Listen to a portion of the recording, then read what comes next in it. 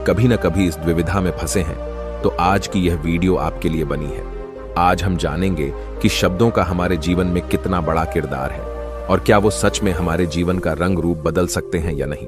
तो चलिए शब्दों की दुनिया में साहसी यात्रा पर निकलें और जानें कैसे शब्दों का जादू हमें अपनी ओर खींचता है और हमें बांधता है, और कैसे केवल शब्दों से हमारा पूरा जीवन एक नया रूप ले सकता है, क्योंकि हमारी बातें एक इंसान को बना भी सकती हैं और बिगाड़ भी सकती हैं। दोस्तों, लेकिन कहानी शुरू करने से पहले मेरी एक छोटी सी रिक्वेस्ट है आपसे, कृपया इस वीडियो को लाइक कर दे। आपका ये लाइक हमें प्रोत्साहन देता है।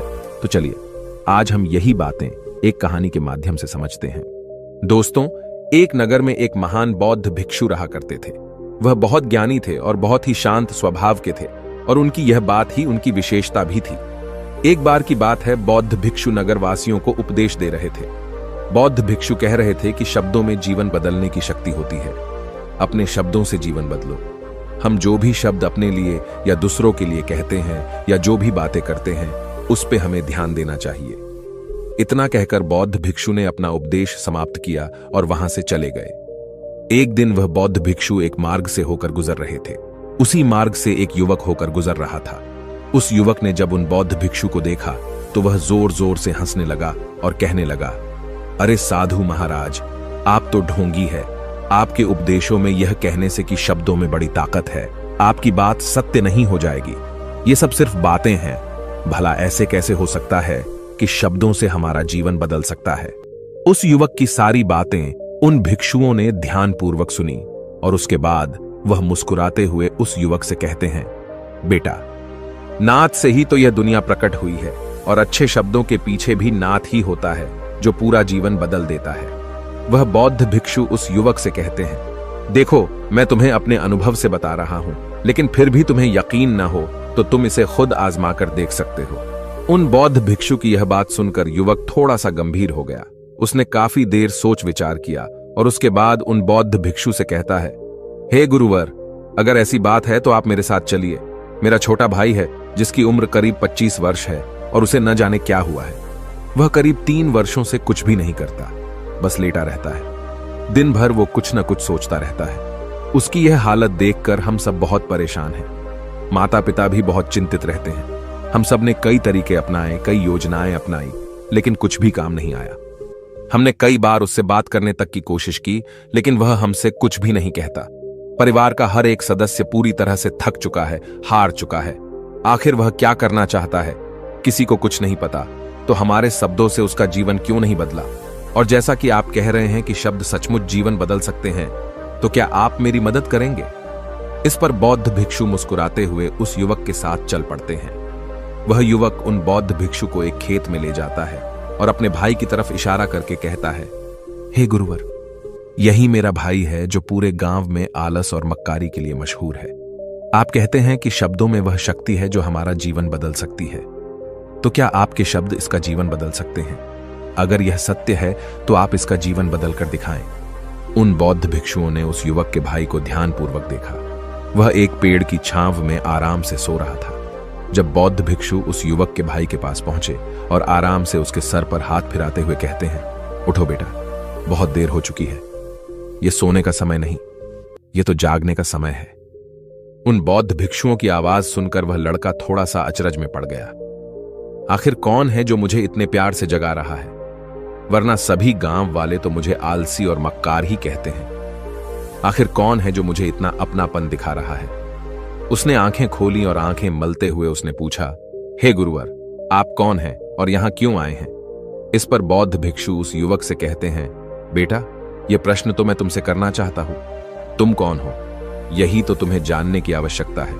उन बौद्ध भिक्षुओं की बात सुनकर वह लड़का जोर से हंस पड़ता है और कहता है, हे गुरुवर, यदि आपको मेरे बारे में जानना है तो जाइए और गांव के किसी भी सदस्य से पूछ लीजिए। आपको पता चल जाएगा कि मैं कौन हूं।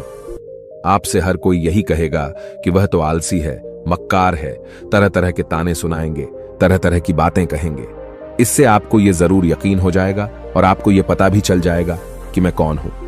तभी बौद्ध भिक्षु मुस्कुराते हुए उस लड़के से कहते हैं, सबसे पहले मेरी यह बात सुन लो। मेहनती इंसान के खुद के शब्द उसे अंदर तक चोट पहुंचाते हैं। इसलिए कभी भी अपने आप को कोसो मत, अपने शब्दों को सुधारो। और मेरी यह दूसरी बात भी सुन लो, मैंने उन गांव वालों से नहीं पूछा कि तुम कौन हो, मैं तुमसे पूछ रहा हूं कि तुम कौन हो। लेकिन तुमने तो अपनी आदतें मुझे बताई।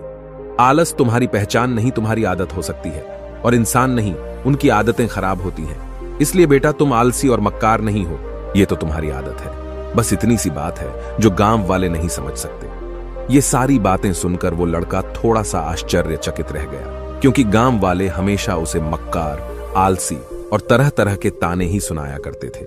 उन बौद्ध भिक्षुओं की यह बात सुनकर उस लड़के की आंखों में आंसू आ गए। वह तुरंत ही दोनों हाथ जोड़कर उन बौद्ध भिक्षु के चरणों में गिर पड़ा और उनसे कहने लगा, आप सत्य कहते हैं, यह मेरी आदत ही है और मैं इस आदत से बहुत परेशान हूं। मैंने बहुत कोशिशें भी की, लाख उपाय किए, लेकिन मैं अपनी इस आदत से छुटकारा ना पा सका। इन आदतों से बाहर आना बहुत कठिन है।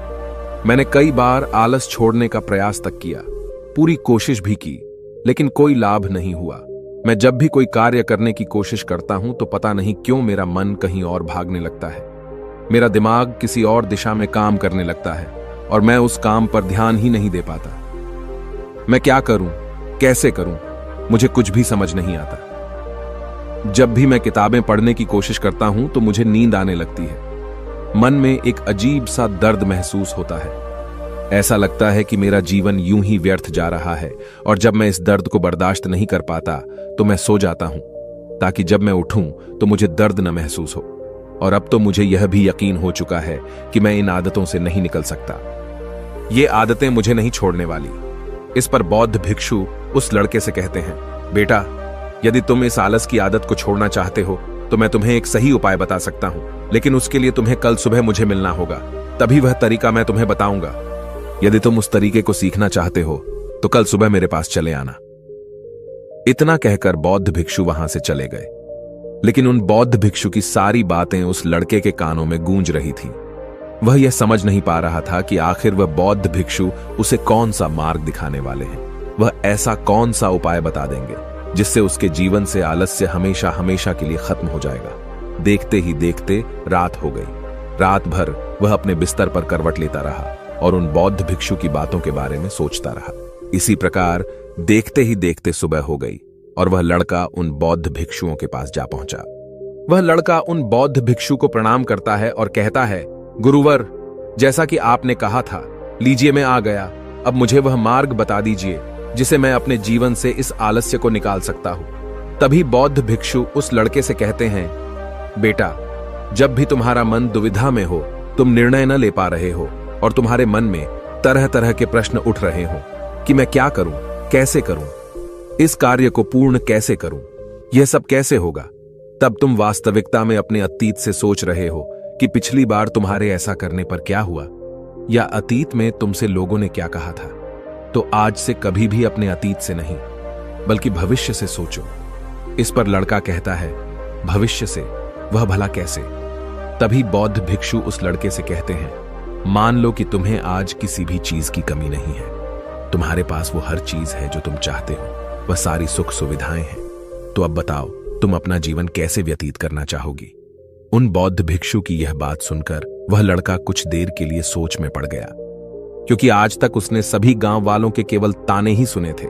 किसी ने भी आज तक उसके जीवन के बारे में उससे ऐसी बात नहीं की थी, और वह गुरुवर उसे आने वाले भविष्य के बारे में उससे बातें कर रहे थे।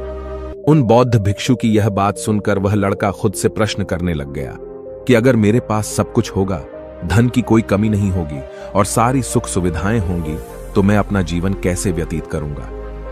कुछ देर सोच विचार करने के बाद वह उन बौद्ध भिक्षु से कहता है, गुरुवर, मैं यह दुनिया घूमना चाहूंगा, पहाड़ों पर चढ़ना चाहूंगा, समुद्र की रेत पर चलना चाहूंगा और मैं एक बहुत बड़ा व्यापारी बनना चाहूंगा। तभी अचानक उस लड़के का ध्यान टूट गया और वह उन बौद्ध भिक्षु से कहता है, परंतु हे गुरुवर, यह सब कैसे संभव होगा? केवल मेरी मात्र सोच लेने से तो यह सब पूरा नहीं होने वाला। उसके ऐसा कहते ही उसके अतीत में बीती हुई सारी घटनाएं उसकी आंखों के सामने से गुजरने लगी और वह एक बार फिर से निराश होने लगा। और अब वह यह सोचने लगा कि मेरे पास तो पैसे ही नहीं है, तो मैं भला व्यापार कैसे कर सकता हूं? न ही मेरे पास व्यापार का कोई अनुभव है। ऐसी स्थिति में मैं भला यहां से कैसे निकल सकता हूं? उस लड़के के इस प्रश्न का जवाब देते हुए वह बौद्ध भिक्षु उस लड़के से कहते हैं, भंते, हर रात में सोने से पहले तुम हर दिन अपना लक्ष्य एक कागज पर लिखो और सुबह उठकर सबसे पहले उस लक्ष्य को देखो और सोचो कि उस लक्ष्य को पाने के लिए तुम आज क्या कर सकते हो, और जो भी तुमने उस कागज पर लिखा होगा उस कार्य को उसी दिन पूरा करने की हर मुमकिन कोशिश करो। इस पर वह लड़का कहता है, ठीक है, आप सच कह रहे हैं, लेकिन जब मैं बहुत सोचने लगता हूं तो मेरा मन बेचैन होने लगता है और मन में तरह तरह के विचार उठने लगते हैं, और इन विचारों को शांत करने के लिए मैं सो जाता हूं ताकि वह विचार मुझे परेशान न कर पाए। उस लड़के की इस समस्या का समाधान करते हुए वह बौद्ध भिक्षु उस लड़के से कहते हैं, बेटा, अंतर्मन की चाल को पकड़ो और शब्दों की मदद से नया भविष्य बनाओ। तभी लड़का कहता है, हे गुरुवर, आप क्या कहना चाहते हैं? मैं आपकी बात समझ नहीं पा रहा। इस पर बौद्ध भिक्षु मुस्कुराते हुए कहते हैं, बेटा, कैसे होगा? यह जो सवाल है, यह सवाल नहीं बल्कि एक डर है जो तुम्हारे अंतर्मन में बैठा हुआ है, जो तुम्हें अगला कदम लेने से रोक रहा है, तुम्हें कदम आगे बढ़ाने से रोक रहा है। यदि तुम वास्तविकता देखो तो किसी को भी नहीं पता होता कि वह कार्य कैसे होगा, लेकिन एक इंसान जब दृढ़ निश्चय कर लेता है तो वह अपने उद्देश्य को सामने रखकर लगातार प्रयास करता रहता है और वह अपनी सफलता प्राप्त कर ही लेता है। तभी वो लड़का उन बौद्ध भिक्षु से कहता है कि हे गुरुवर, अगर ऐसी बात है तो मन में बार बार चिंता क्यों होती है? मन बार बार बेचैन क्यों हो उठता है? इस पर बौद्ध भिक्षु कहते हैं, बेटा, क्योंकि तुम्हें डर है कि तुम कमजोर हो। तुम्हारे अंतर्मन में बैठा है कि तुम में कुछ कमी है, तुम किसी काम के नहीं हो, और यही कारण है कि तुम कोशिश करने से डरते हो, क्योंकि तुम्हारा अंतर्मन हमेशा तुम्हें रोकता रहता है। जब भी तो कोई कार्य शुरू करना चाहते हो, तुम्हारा मन तुमसे पहले कह देता है, इससे आगे मत बढ़ना, अन्यथा तुम हार जाओगे, और इसी कारण तुम्हें चिंता होने लगती है, तुम्हारा मन बेचैन होने लगता है। तभी वो लड़का कहता है, गुरुदेव, आपने जो कुछ भी कहा वो बिल्कुल सत्य है, लेकिन अब आप ही मुझे बताइए कि मैं इस परेशानी से बाहर कैसे निकलूं? इसका जवाब देते हुए वो बौद्ध भिक्षु उस लड़के से कहते हैं, बेटा, इस समस्या का समाधान बहुत ही आसान और सरल है। तुमने देखा होगा कि अक्सर ही हम अपने आप को दोष देते रहते हैं, अपने आप को तरह तरह के अपशब्द कहते रहते हैं जो हमारे अंतर्मन में जाकर बैठ जाते हैं और वही हमें आगे बढ़ने से रोकते हैं।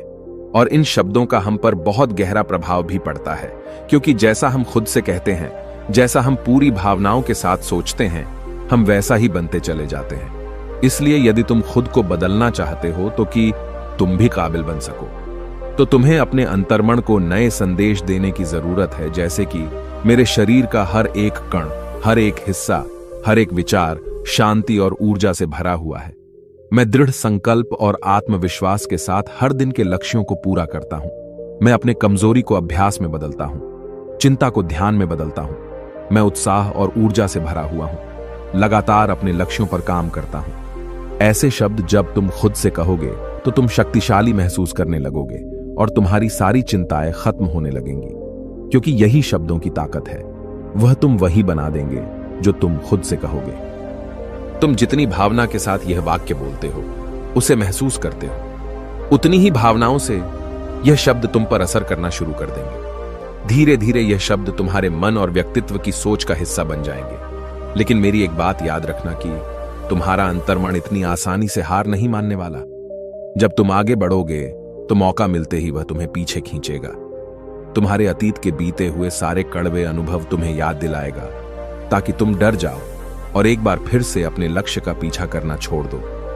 लेकिन तुम्हें इसकी चिंता नहीं करनी है। उन सकारात्मक शब्दों के कारण तुम्हारा मन सकारात्मक विचारों को स्वीकार करने लगेगा। आगे वह बौद्ध भिक्षु उस लड़के को चेतावनी देते हुए कहते हैं, मेरी एक बात और याद रखना कि तुम्हारा ध्यान आलस्य पर नहीं होना चाहिए, अर्थात तुम्हें कभी आलस नहीं मिटाना, बल्कि तुम्हें एक नए भविष्य का निर्माण करना है, एक नए व्यक्तित्व का निर्माण करना है। तुम्हारा पूरा ध्यान केवल इस पर ही होना चाहिए। उन बौद्ध भिक्षुओं की बात सुनकर लड़का कहता है, ठीक है गुरुवर, आप जैसा कहते हैं मैं वैसा ही करूंगा। तभी वह बौद्ध भिक्षु उस लड़के से कहते हैं, बेटा, अभी तो मैं इस गांव से जा रहा हूं, लेकिन कुछ सालों के बाद मैं वापस आऊंगा। इतना कहकर बौद्ध भिक्षु वहां से चले गए और वह लड़का अपने घर लौट गया। लेकिन अब उस लड़के के मन में तरह तरह के विचार चल रहे थे। वह लड़का यह सोच रहा था कि अगर मैं अपनी मनपसंद जिंदगी जीने लगूंगा, अगर मैं दुनिया घूमने लगा, नए लोगों से मिलने लगा और अपनी पसंद का काम करने लगा, तो मेरी जिंदगी कैसी होगी। उस बात को ध्यान करके उसने एक कागज पर अपना लक्ष्य लिखा और लिखकर सो गया। अगली सुबह जब उसकी आंखें खुलीं तो उसने उस पेपर पर लिखा हुआ लक्ष्य एक बार दोहराया। उसके बाद वह कुछ देर के लिए शांत हो गया। तभी उसे उन बौद्ध भिक्षु की बात याद आई कि तुम अपने लक्ष्य के लिए आज क्या कर सकते हो। उसने खुद से सवाल किया कि मैं आज अपने इस लक्ष्य को प्राप्त करने के लिए क्या कर सकता हूं। तभी उसे एक बार फिर से उस पेपर की तरफ ध्यान दिया। उस पेपर पर लिखा था कि मैं बाजार जाता हूं और लोग व्यापार करने की कौन